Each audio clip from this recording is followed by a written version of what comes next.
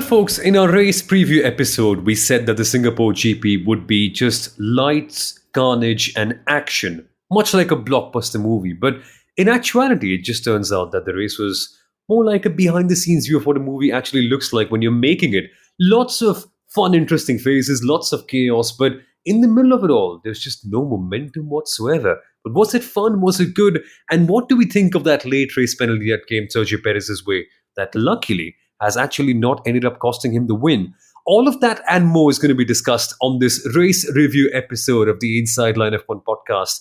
So, welcome along, folks. And I've got to introduce myself and all of my other co hosts at this stage. Firstly, myself, Samuel Arora. I've hosted The Driving Force on Disney Plus Hotstar. And then we've got F1 Stats Guru Sundaram joining us. Not quite feeling 100%, but great here to see you, F1 Stats Guru. And we loved having you on the live watch along that we had yesterday as well. I think I can say yesterday because it's the Monday after the race, right? And also, Kunal Shah, the former marketing head of the Force India F1 team, currently working at the Viaplay network, who are also one of Formula One's biggest broadcasters, and he is an FIA accredited Formula One journalist. So that's all about us. I now want to talk a lot about the race because the one weirdest thing that we got to see yesterday, guys, was Lewis Hamilton, Max Verstappen, and yes, Yuki Tsunoda all making a driver error in one day. I mean, what are the odds, guys? It's as unlikely as a team like Manchester United scoring 3 goals against Man City. Oh, wait, that actually happened as well, didn't it, Sundaram? Yeah, that actually did happen, and I find it very interesting that you've bunched up Yuki Tsunoda with the likes of Lewis Hamilton and Max Verstappen, but you've forgotten the likes of Nicholas Latifi, who also made a mistake or two. But it's very odd seeing that so many drivers did not have a clean race, and the ones that did manage to keep the car on track were the ones that benefited. You don't tend to see Lewis Hamilton making 2 mistakes in the same race, and that's what happened yesterday as well. So a very unlikely scenario, a very I would say a very different sort of race than what we expected initially, because it was a bit of a slow burner, like I mentioned yesterday at first, and then it got really exciting towards the end. So quite different from what we expected overall. How would you rate it, Kunal? Because really, this is unorthodox. This is the anti-Singapore race. And I think it's 2.5 minutes into the episode, and we haven't quite spoken about how good Sergio Perez was, which is also somewhat contrary to the tone that we've got so far on the podcast this year. Samuel, you always do this to me. You put me in the spot just the way Formula One puts the FIA in the spot. Heavens put FIA in the spot. You asked me to rate the race, and I frankly don't have a rating just yet. Well, I could say maybe 7 on 10, maybe 8 on 10. That could be my rating, I guess. But I'll put it this way, right?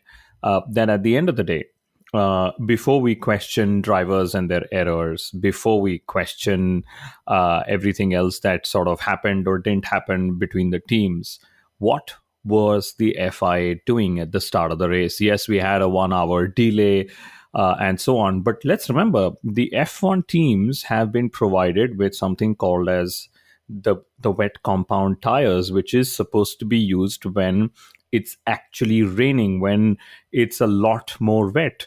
We don't need to wait till it's semi-wet so the drivers can use inters and then go on to the mediums and so on. I mean, imagine if it was wet and then we needed the inters and then finally the slicks, and that would have been pretty epic. All 3 tire compounds being used through different stages of the race. And I wish that somebody reminded the FIA of the wet compound being there. I mean, we could probably do a segment in the mid-season or in the off-season just to ask the question, what do the wet compound tires actually be used for? I mean, is it something that we just see Pirelli being ready for, but Formula One not using? Is it something that I think, yeah, they use it for pit stop practices, right? On the Thursday, Friday, when the official sessions are not happening and so on. So first things first, the FIA, what exactly were they doing? I know there will be a diplomatic answer coming. I know there will be an explanation to justify exactly why the decision was a valid and the right decision. But hey, I would have just loved to see them go racing. But probably just to understand that, Kunal, how does the FIA come to this decision of when to start the race? I think there is obviously some input from the safety car driver Bernd Maylander, who goes out on the track, and he probably provides his suggestion on how the track condition is. Isn't that so? Because I think the drivers had an opposing opinion that they should have probably started much earlier. So what the FIA does is, yes, it's Bernd Maylander that eventually goes. He keeps doing those laps, and that's the time we get to see some action on the circuit, right? But they also rely on the official radar, right? And there is a radar forecast as to what's going to happen and in the next hour to come and so on. And the official radar at the point when they said that formation lap is going to be 21:05 local time, the official radar actually backed that up. So the FIA just decided to stick to the radar readings, which normally are very accurate as well. And that's how they made the decision. And it's just so that I wish that the decision was to start the race maybe 20 or 30 minutes earlier. But I mean, let's put it this way: we may rate the race a little differently, 7 on 10, 8 on 10. There were boring parts of the race, so on. But every driver needs to be commended for actually finishing the race, keeping it between the barriers, making sure that, yes, you make mistakes, but at parts of the circuit when you could make a mistake and get away with it, because those conditions were treacherous. 23 corners, 2 hours of racing, etc., all of that. But eventually, that's just how the FI makes a decision, since that's what your question was, Sundaram. Yeah, I think at the end of the day, essentially what they did must have been a little more frustrating for all of us, because at the end, I think we started and ended the race with an overall broadcast time of around 3.5 hours. That is a long, long time to actually sit down and watch a Formula One race for.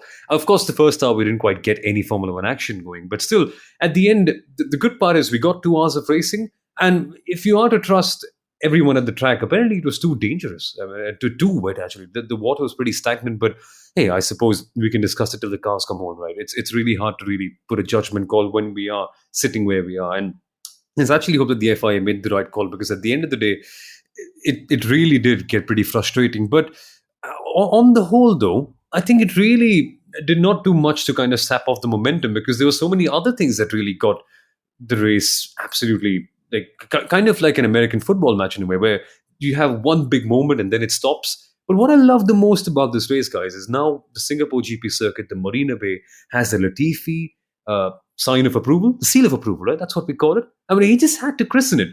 Wrong time, unfortunately. Had he just waited for 30 odd laps, I think it would have been a little bit better. Wait a minute, before we actually move on to Latifi and every other driver out there are still more discussions around the FIA that need to be had. They got involved this weekend with Lewis Hamilton's nose ring, right? Very interesting. Lewis Hamilton did what a lot of people have done in their lives, which is come up with a doctor's note. I don't know what the doctor's note would have said, but that doctor's note probably said Lewis needs to keep the ring for whatever reason, and that was probably the exemption that he needed. Now, it so happened that, of course, Lewis forgot to tell Mercedes of the letter, and Mercedes claimed that Lewis removed the ring when he hadn't, and that whole documentation scrutineering form error that happened, which cost them 25,000 euros. Right. So that was one thing. Then the whole financial regulations breach that happened. There were lots of rumors. Red Bull Racing, the guys who originally made Red Bull, and then Aston Martin, the guys who made the green Red Bull, the copy of the Red Bull Racing car, basically just coming out to prove that if you want to design a quick car like Red Bull Racing, whether it's the original or the replica, it's actually going to cost you a lot more money than what's in the budget cap, right?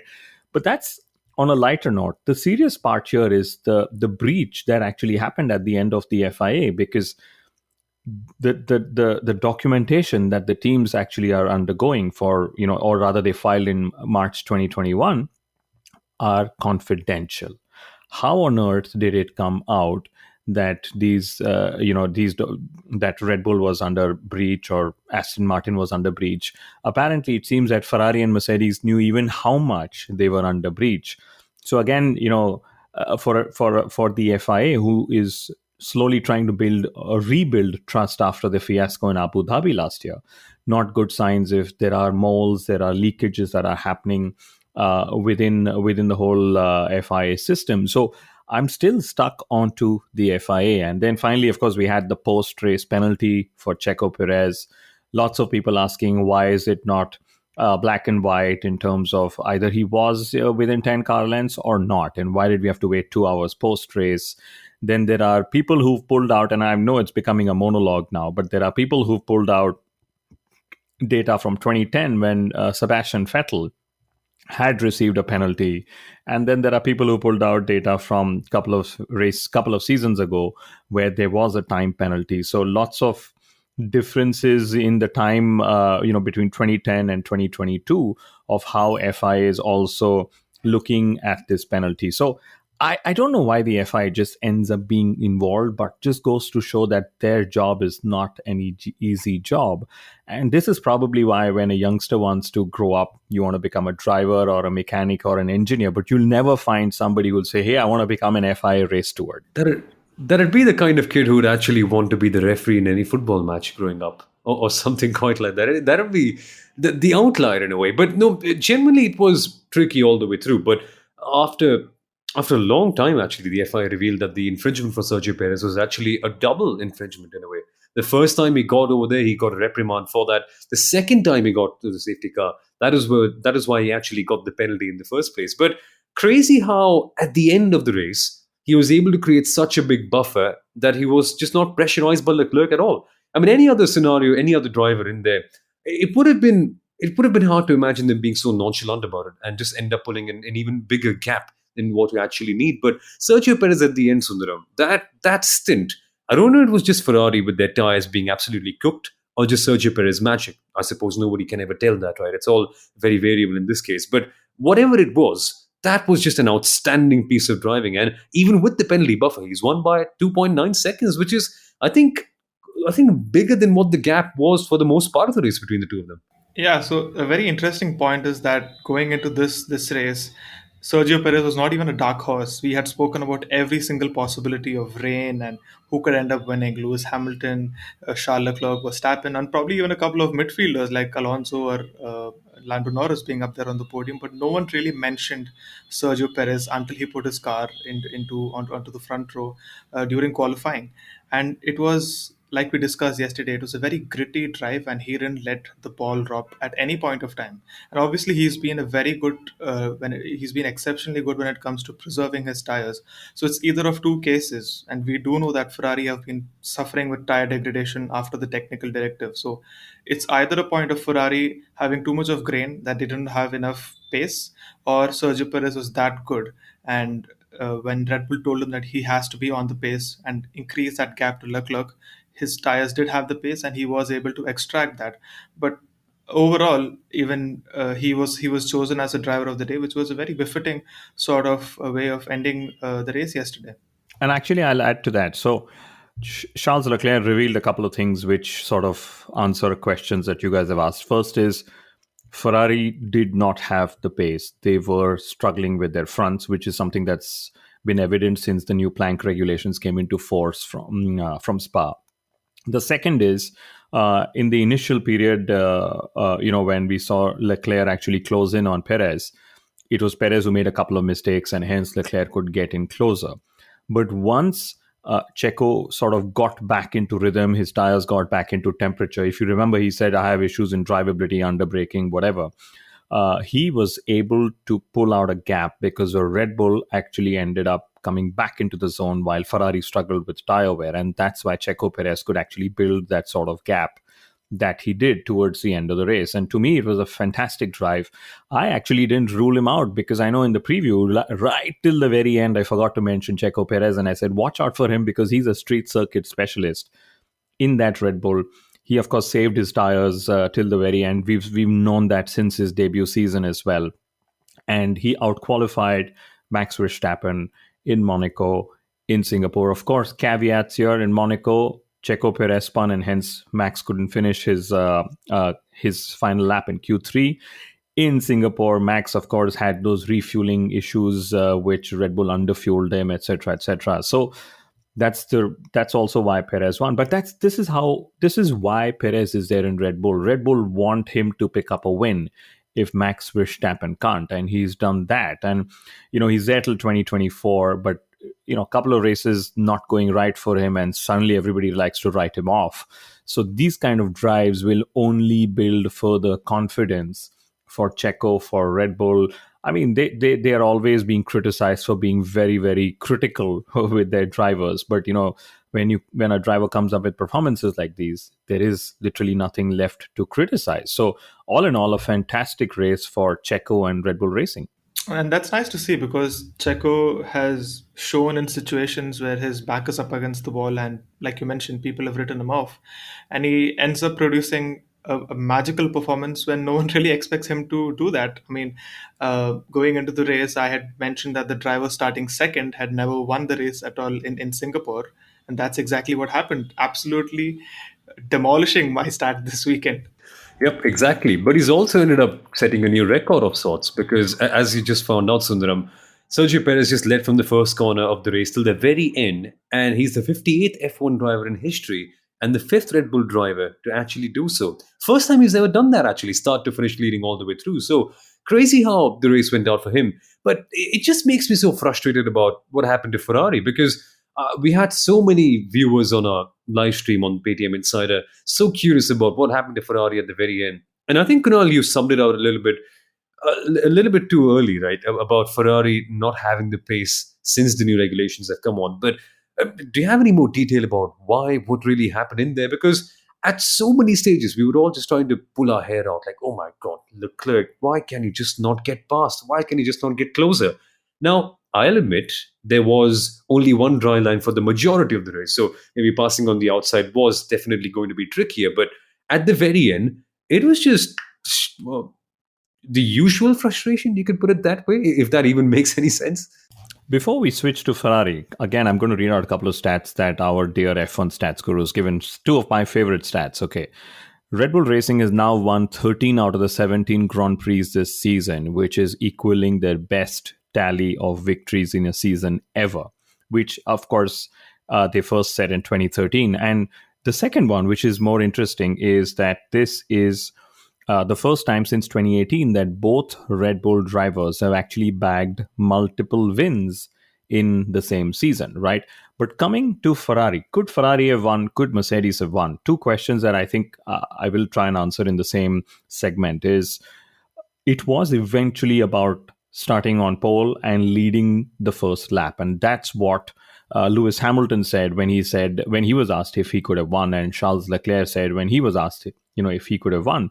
Charles, of course, started on pole, but he had a lot of wheel spin, and that's where Checo got the jump on him. Right, so that's where the race went away from Ferrari, I would say, just at the start. Especially with such treacherous conditions, it was about bringing the car home as well, and not just going for a very heroic or a valiant attempt into getting the lead of the race. And of course, it's Singapore, it's a street race, all those factors also come into play, which also, makes me ask the question, just how close was Mercedes to a race win? I mean, Lewis Hamilton was 0.054 away from pole position. He had a small lockup into turn 16 in qualifying. Otherwise, Mercedes reckons that he could have had pole. Now, imagine if he would have started from the front row or from pole position. Maybe he could have, sort of won the race. So for once, we actually had three teams in the fight for win. It just so happened that it was Singapore, and we didn't really get to see them fight apart from, say, the dying stages of the race. By the time, lots of drivers had already made their mistakes and were out of position and so on. So it's tough to say which was actually the quicker car because it was conditions dependent. It was dependent on what tires they actually were on and so on and so forth. And Lewis, for example, turned around and said, had I wanted a switch in tires, I would have definitely wanted the soft tire, which we know he also asked for when Mercedes gave George Russell the soft tire as well. So just different choices, different things, but I think it was all three teams in for a fight for the win. It just happened that track position, which is ever so vital in street races, actually was so vital. And that actually kind of became the undoing of this race at the very end from an entertainment perspective, if you kind of ask me as well, because we could have seen more. Of course, it's fun to see a few crashes here and there, a few incidents here and there. But it's like watching any sport, and if you know that the race or the match or whatsoever is done within the first 20 minutes, like, is that even sense to watch anymore? Obviously, that didn't quite be the case with Singapore GP, but with so many retirements, kind of takes away from the entertainment action. And at the end of the day, of course, it's great to see Sergio Perez ended up winning. But what was really surprising for everyone was just how rocky Max Verstappen's weekend was all the way through. I mean, in qualifying, right, that is a rare error that Red Bull Racing made. And Steve Slater on the live race watch along just had to say that, of course, sometimes a team like Red Bull tries to push the limits by trying to be really creative stuff like this, but it ends up it ends up sometimes tipping over and falling on the wrong side of it, which is exactly what happened. But I suppose Verstappen's entire weekend was just kind of an entire summary of the Singapore GP weekend, Sundaram. It is just very chaotic, not for the better many times, but ultimately pretty pleasing. I mean, you can't be disappointed with it at the end. I think it wasn't the best of race weekends for him, and it also goes to show that no matter how many races he wins, he had won five on the trot. At some point of time, they do tend to falter. Very rarely, I mean, especially drivers like Verstappen or Hamilton, they do tend to falter rarely. But what I do think in qualifying as well, maybe Max Verstappen also made a little mistake on his behalf.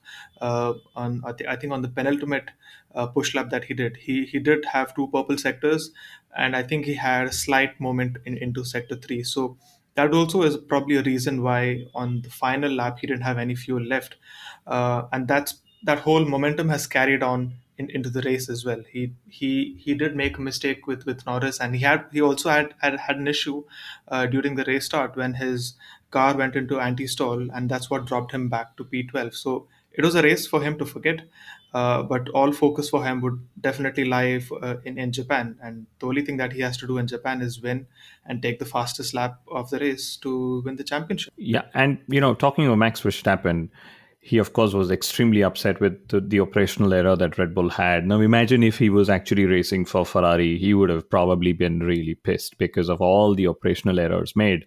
But it just goes to show, he was saying, I need to have perfect race weekends, even if I'm winning the championship or not. And that's just incidental if a championship win or a race win comes his way. And that's true. And I think it was just messy all the way for Max from free practices itself. He had interrupted runnings.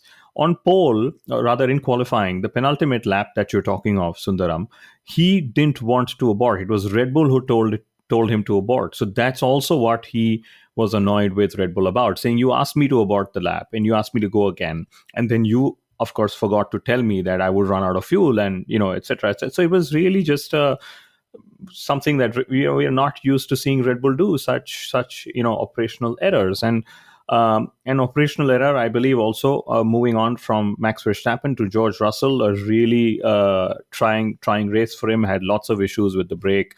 Overall, he just drove a very, he was like Valtteri Bottas in Mercedes when nothing was going his way. He was driving a Mercedes, but somewhere languishing in the midfield or the back of it. And I'm surprised that the FIA did not penalize Russell for his incident with Mick Schumacher, because it was clear. I mean, you see the replays. To me, it was clear that, Russell just came in on Mick and Mick was holding his line. And anyway, what happened? And unfortunately, Mick lost out on a point scoring position, especially when he was defending as though his life depends on the race, because that's the joke that George Russell cracked, right?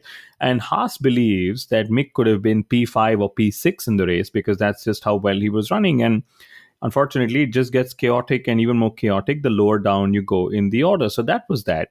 The other chaos was, of course, our friend Mr. Gotifi, who triggered that chaos.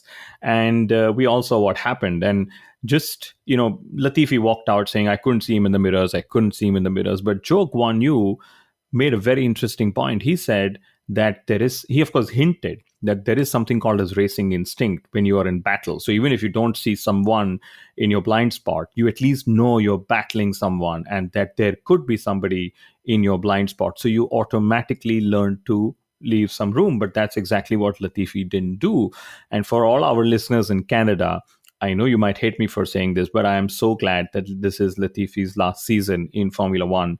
Not assuming that he'll crop up in Alpine racing for them next year, but just saying that lack of racing instinct is something that really bothered me as well. Yes. And I mean, I mean, I don't want to beat down Latifi any further, but the fact that I've observed is that when Leclerc usually ends up making a mistake, he's always so self-critical, and he always owns up to it, saying that I'm stupid or I've made a mistake over here. But I've almost never seen Nicholas Latifi going out and saying that, yeah, that was my mistake. I couldn't see him. The car just spun. The baddie was just there. So it's a bit odd what we just saw, and probably he should have known that there might have been a car behind, or he should have left enough space for the car behind. Yeah, he's a proper typical racing driver. Of course, of course, he won't call himself as the real reason why the errors are happening. Obviously, right, racing drivers. But I want to talk about another really crazy thing that happened in the race. It was just chaos in the midfield between Alpine, McLaren, and somewhere lower down, Aston Martin. And if you kind of think of it this way, McLaren fourth and fifth and Alpine DNFing, it's just like the British economy undergoing tax cuts and then witnessing a rising pound and a rising GDP. It's just like stuff of dreams. They couldn't really ask for more in this case. But I really want to talk about Fernando Alonso for a second, Kunal, because I am so. It's symbolic, isn't it? Because Alonso, a ceremonial race, 350th, he said, let's make it memorable. And it just turned out that his car wanted to make it the memorable top part of his career. Just the McLaren years, the second stint, not the first one, just a really memorable part. And the car was like, okay, let's give Fernando tribute. Let's go back to 2017 mode. And suddenly it stopped. But all things considered, this is just like a huge boost to McLaren, who certainly back in the fight after being behind and trailing for such a long time. McLaren executed a fantastic race strategy, but of course they had more luck play in. But that's what happens, in races such as Singapore, where, if you keep the race alive for long enough, street circuits can actually deliver fun races as well. They really lucked out under the last safety car, especially, say, in the case of Daniel Ricciardo and then, Lando Norris. So they've sort of lucked out there. Also, even more with a double retirement for Alpine, their first double retirement of 2022. And, Fernando Alonso's turned around and said, I have lost 60 points to retirements in 2022. If I just do a quick math and I add 60 points, he will, of course, be seventh ahead of Lando Norris, 20 points ahead of Lando Norris. Fernando is 59 points. I'm just rounding it off to 60 for plain speak. And he would actually be just 50 points of Lewis Hamilton had he actually got those 60 points. But that's just how it is with Fernando Alonso. And unfortunate that, Alpine and Williams had a double retirement, in Singapore. And then finally, since, we are speaking of Aston Martin, I think Fernando Alonso, what a fantastic start. He actually said, I decided to be aggressive at the start. And he actually overtook 5 cars on the opening lap around the Singapore Grand Prix, Marina Bay Street Circuit, And then Lance Stroll, he's only finished in 10th place at every race. He's finished, or he's at 5, as Sundaram points out, in 5 races. But suddenly he realized that, hey, I have the pace. And they managed to finish, I think he was 6th, which by itself is also pretty fantastic. So well done to him. One of the rare times that our Canadian listeners would notice that I'm praising Lance Stroll for a good race. Indeed, yeah. And he was genuinely good. They got the opportunity and they capitalized on it quite well. But I just have to think about the word that he said about Fernando Alonso, that he would have had 50 more points. That's actually 13 more points than his new team will have. I mean, new team currently has. They're on 37. Alonso would have had 50 more points. Is it the best career decision? I know. It's something to talk about for some time later. But we've got so much more coming in all the way through over this weekend as well. The FIA will have their statement on the financial regulation breach, Kunal. And the FIA just currently have said, essentially, without mincing my words, like, shut up, let us do our thing. That's what they've basically gone out there and announced. But I'm very keen on seeing how this actually pans out, because at the end of the day, as you mentioned at the start of the episode, it is genuinely intriguing how some teams apparently know the exact figures of how much, if Red Bull Racing actually breached the cost cap. And the FIA currently seem to have, classified information about that. So if this could happen, do you kind of expect the championship to swing back in Lewis Hamilton's favor, the older one? Or do you think they'll go for the more diplomatic approach to it? Firstly, these are all unsubstantiated rumors that have been started by certain people in the paddock. I'm not going to name them. You guys know them. It's not that I'm holding secrets. So let's wait for what actually comes out on Wednesday. Secondly, let's remember, if Red Bull are so operationally strong in every aspect of Formula One, I don't think on the financial aspect they would play around. Could there be a loophole? Well, depends who you ask. Maybe or maybe not. But the teams have been given 2 years to sort all their questions out. So it could be that there is nothing that the FIA actually finds, and it's just a procedural case where there has been this leak that, hey, there is a procedural delay in Red Bull Racing, and hence let's just stir it up that they are winning by spending more money than what's permitted, right?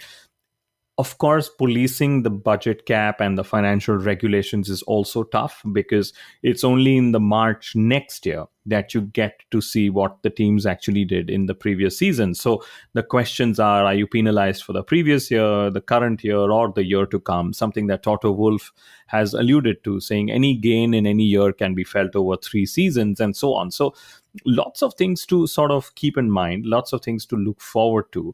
You have to remember, Red Bull is not going to be the first team in breach of these regulations. Williams already had a breach. It was a filing breach. They were delayed with their filing, and they paid a $25,000 fine. So if something happens, we'll see what the level of breach is. And, the funny thing, I studied engineering, and right now, engineers are the currency the teams are trading when it comes to talking financial breaches. Lauren Makeys of Ferrari, the racing director, turned around and said, we could hire 70 engineers at $100,000 each if we wanted to have the overspend, which, by the way, all teams have agreed upon. There is a 5% overspend that is calculated in, right? Mercedes turned around and said, we had to make the positions of 40 engineers redundant so that we could meet the budget cap. And then guess what Christian Horner said?